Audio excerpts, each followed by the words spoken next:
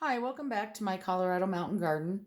This video, I'm going to talk a little bit about seeds. I'm going to try and make it as short and sweet as possible and give you as much information about labeling that you see on seeds. The first is, and this is the only seed packet I could find of mine that says non-GMO. I'm going to just cut to the chase.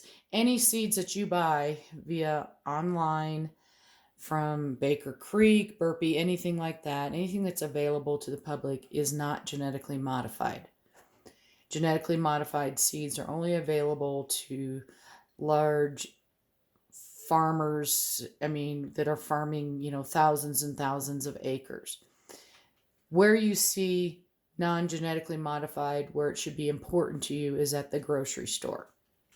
If you want them not to use these genetically modified seeds, which are modified in a laboratory, then you look for those labels at the grocery store. Do not worry about them as far as seeds go.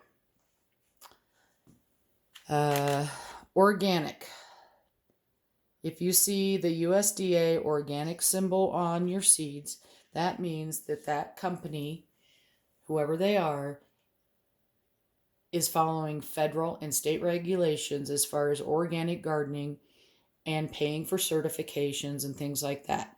Typically, if you are purchasing an organic seed, it is going to be more expensive. And that is because there are so many, I can't even tell you how many things that they can't do. A lot of the smaller seed companies have moved away from trying to be organic. When I first started growing, we didn't know anything about organic. Nothing was labeled organic. That's just been something that's been, I'd say in the last, 7 to 10 years that we've really started seeing the organic movement. But if that's important to you, you'll want to look for that certification. And sometimes you find that on the seed packet, sometimes right on their website, they will say that it is organic. The other one that you'll see a lot on is Heirloom. These are from Baker Creek. They're Heirloom seeds. These are from M.I. Gardner. These are seeds I bought this year that also say that they're an heirloom seed. Heirloom seeds, I want to say it's like 75 to 100 years. It's basically grown true to its variety, meaning however it gets pollinated and produces seeds, it's true to its variety. It's been grown for many, many, many, many, many, many years, and it's true to the variety. If heirloom seeds, I grow heirlooms, I grow hybrids, I use organic, and I grow regular seeds. I try not to get caught up in all of it, but again, if it's something that's important to you, by all means, you buy the type of seed that you want to buy. And you don't let anybody tell you any different. Everybody has their own idea when they buy seeds and how they grow and things like that. I'm not here to change your mind on any of that. The other one is hybrid seeds. And I just wanted to highlight these two. The first one is the hybrid snow crown cauliflower. And this is the hybrid, I don't know if you can see this very well. The light in my windows coming through. So this is Castle Dome. It's also a hybrid. Hybrids are basically seeds slash plants that they've combined two different varieties of that plant, usually trying to breed out a bad trait while keeping flavor and things like that. You see hybrids a lot in tomatoes.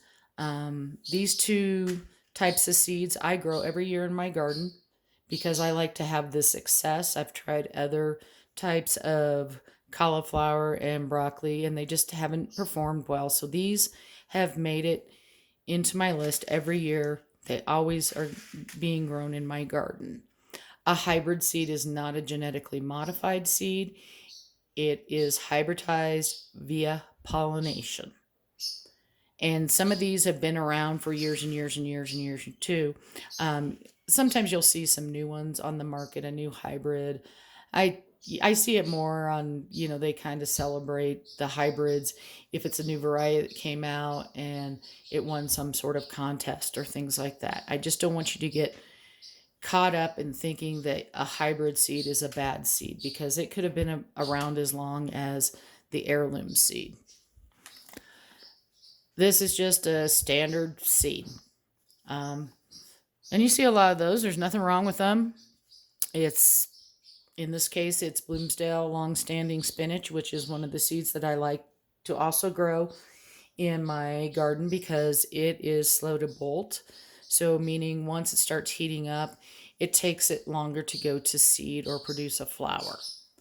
I like seed tape. I'm getting old. The seed tape, you have to do less thinning if you're really into straight rows.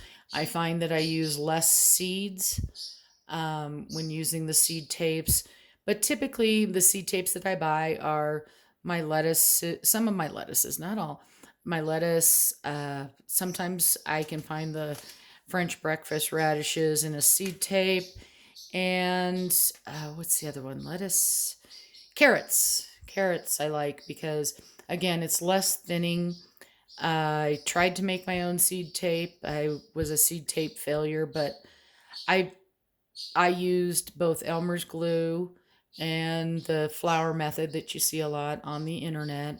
And I still think with the moisture for something like lettuce or carrots or something like that that germinate pretty quickly, is that the moisture in my tape, um, they just became non-viable because I made it very early in the winter.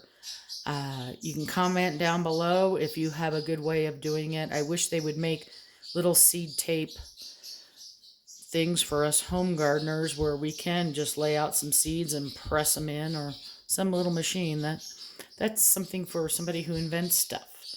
If you like my videos, please click the like, subscribe to my channel. I'm not sure. The next video I think we're going to talk about is probably a little more about grow lights. And if you don't have grow lights, other ways you can grow your seeds indoors, and other ways to help amplify what light you have available. Thanks a lot and happy gardening.